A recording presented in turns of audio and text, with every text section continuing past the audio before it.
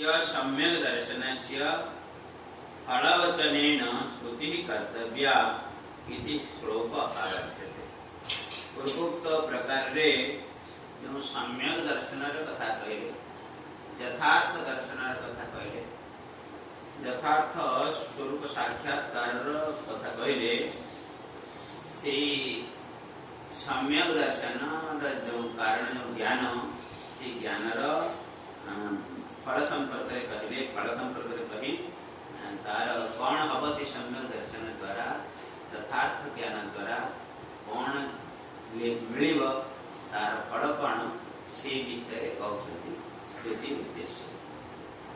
समान पश्यनि सर्वत्र समवस्थितमीश्वर नहि नस्त्यात्मनात्मानं ततो याति परं गतिम्।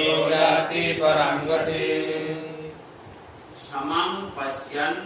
उपलभमानो हि यस्मात् सर्वत्र सर्वभूतेषु समवस्थितं तुल्यतया अवस्थितं समान रूपे सर्वत्र अवस्थितं कम ईश्वरम्। अतीत अनंतर श्लोकोक्त लक्षणम, अतीत माने पूर्वोक्त श्लोक रे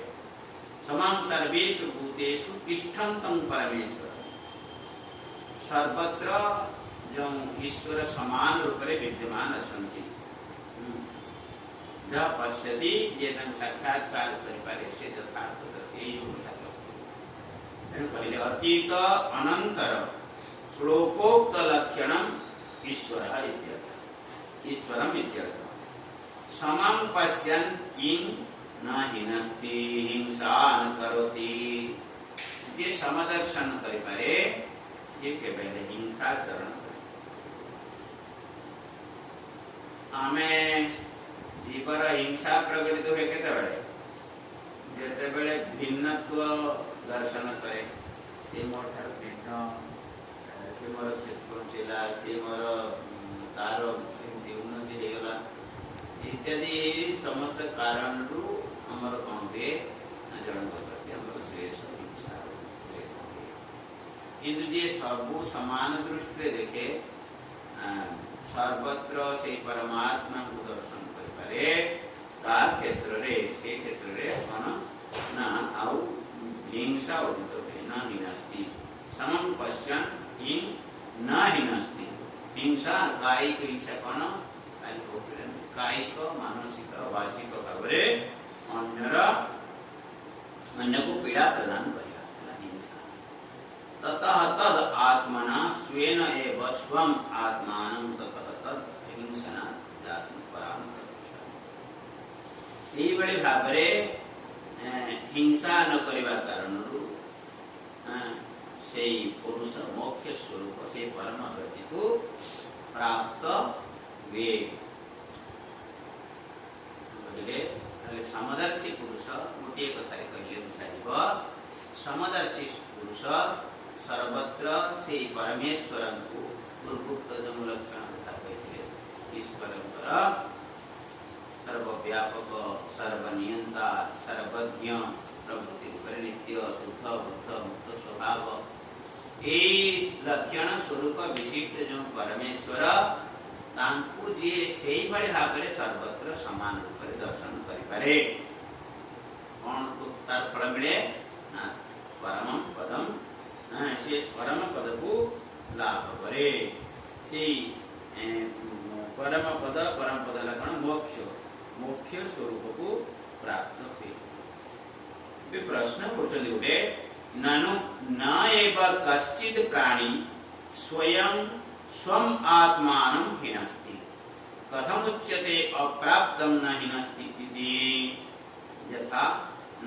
पृथिव्याम् अग्निः चेतव्यो न अंतरिक्ष इत्या। पहले जगत रे देखा जाए न एव कश्चित् प्राणी स्वयं स्वम आत्मानं हिनस्ति, ये जगत रे गोटी हेले कहा को देखा जाए जे कौन से प्राणी जे निजे निज को स्वयं निज को हिंसा हिंसा करे देखा जाए ये निजर निज को निजे हिंसा करे निजर निजे क्षति करे यही जगत रे करे नहीं तमे कौन कहूछ करवा उचित नहीं बोली न हिनस्ति आत्मान जगत रे कहीं निजे निज को हिंसा करेनी कि निजे निजर क्षति साधन करेनी आउ तेणुटा सनातन श्रृंखला बायडा जीवर स्वाभाविक प्रवृत्ति सेठी आ नुआ करे नया नियम तैयारी करिया कोन अछि ए प्रश्न यथा न पृथिव्याम अग्नि जेमिति पृथ्वी रे बा अंतरिक्ष रे अग्नि प्रज्वलन करबा उचित नुहे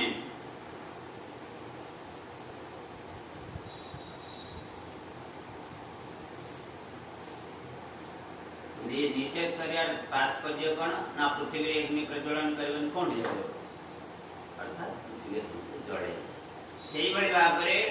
हिंसा करबन कहबा तात्पर्य नहीं हिंसा के काकू करन कहबा तात्पर्य ना ऐसा दोष तेणु पक्षी जो पहले जगत में कई का हिंसा करते नुआ नुआ तैयारी कर कहते ना ये श्रृंखला तैयारी करिबारे बा जो निर्देश उपदेश दबारे कौन सी दोष नहीं न ऐसा दोष अज्ञानाम आत्म तिरस्करणोपपत्ते है आम जे कहचे जे कई निज को हिंसा करंतनी पहले तान अज्ञ पुरुष माने माने अनात्मज्ञ आत्मज्ञान रहित पुरुष माने सेमाने निज को निजे ही तिरस्कार निज को निजे ही क्षति साधन निजे ही निजर करंती सर्वो ही अज्ञः अत्यंत प्रसिद्धम साक्षात् अपरोक्षात् आत्मानं तिरस्कृत्य अनात्मानं आत्मत्वेन परिगृह्य तमपि धर्माधर्मो कृत्वा उपात्तमात्मानं हत्वा अन्यम आत्मानुपादते नवम तम च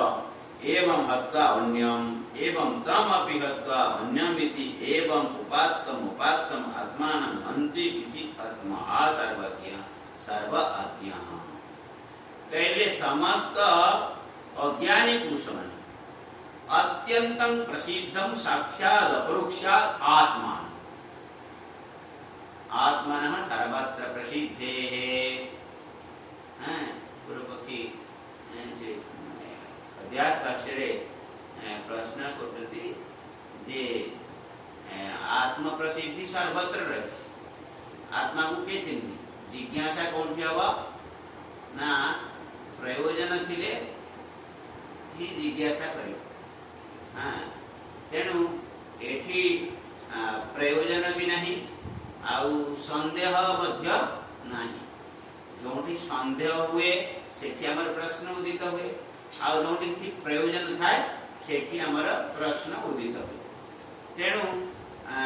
आत्मतत्वर प्रयोजनता थिले मध्य संदेह नहीं समस्ते अहम अस्मि इत्याकारेण अनुभवन्ति आत्मानं समस्ते मुमुः आकारे आत्मा को अनुभव करछन्ति तेणु आत्मा समस्त निकट में प्रसिद्ध एवं अनुभूत वस्तु तेणु से प्रसिद्ध अनुभूत वस्तु किंतु ताको साधारण लोक जानी पारंती पहले सर्वो ही अज्ञ अत्यंत प्रसिद्ध साक्षात अपरोक्षा साक्षात जहाँ देखो से ही आत्मा साक्षात अपरोक्षा प्रत्यक्ष परोक्ष और अपरोक्ष प्रत्यक्ष वाला कौन इंद्रिय जन्य प्रत्यक्ष जहाँ को हमें इंद्रिय द्वारा देखो परोक्ष कौन अपना परम परोक्ष आखिर अंतराल रे जहाँ रही इंद्रियर अंतराल रे जहाँ रही अथच ताकू मध्य आमे प्रकारांतर रे शास्त्र विविध भाव रे तद विषय का हमें न देखिले मध्य तद विषय का हमारा ज्ञान परोक्ष रे हुए आउ जोटा प्रत्यक्ष नुहे परोक्ष नुहे अथच भी अनुभव हुए ताकि अपरोक्ष ताकि ज्ञान प्रत्यक्ष अर्थात वस्तुटी अच्छी ताको आखिर देखी हेबनी कि अनुमान करहबनी किंतु ज्ञान द्वारा अनुभव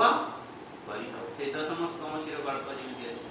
10 जन मेला देखा जाते फेरला बेले गणिया को आरंभ कले 1 2 3 4 5 6 7 8 9 समस्ते जन जन कर गणिले 9 जन जन कड़ा हजिला बोली खोजिला खोजिले तापर जन कहले नहीं तुम तो 10 जन छ छिड़ा मु कहि दउछ तापर से गणदेला 1 2 3 4 5 6 7 8 9 10 दशमास तमसी जी गणुला से निजको गणु नथिला ताले से जो दशम जनकर अभाव पडुतला से दशम जनक सेठी उपस्थित थिला ना नहीं से दशम जनक समस्त देखुथिले ना नहीं आखिरे भी देखुथिले प्रत्यक्ष रूप में आखिरे देखुथिले अथच दशम पुरुषर ज्ञान से मानकर हो नथिला आखिरे देखि करी मध्य ज्ञान हो नथिला ताहाले सेठी प्रत्यक्ष पई कारण के सेठी जे देखिबा पई कारण के आखिरे तो ता पूर्व को देखुथिला देखि कि मध्य दशम जनक पाउ नथिले ताहाले जेते बेले पाइले से लोकटी कहला एई तमे हम तो दशम जन तमे हजिन तमे 10 जन ठीक अछ सेते बेले से दशम जनक प्राप्तिर कारण की ज्ञान कौन दशम व्यक्ति जनकर ज्ञान दशम तमस से पर्यंत दशम व्यक्ति ज्ञान हो नथिला दशम व्यक्ति को आमे देखिले मध्य तद विषय का हमर ज्ञान हो नथिला ए ज्ञान प्रत्यक्ष को ही अपरोक्ष बोली कहू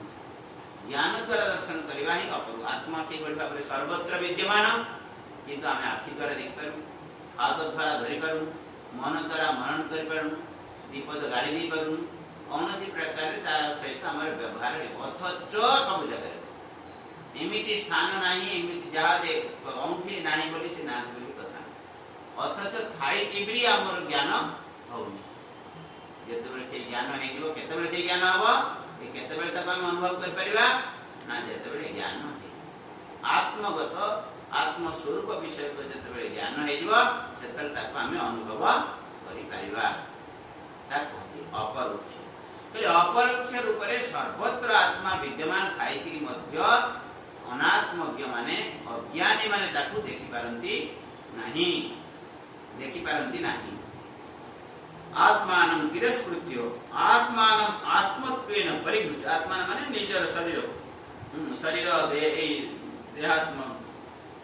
देह को आत्मा रूप आत्मत्वेन परिभूत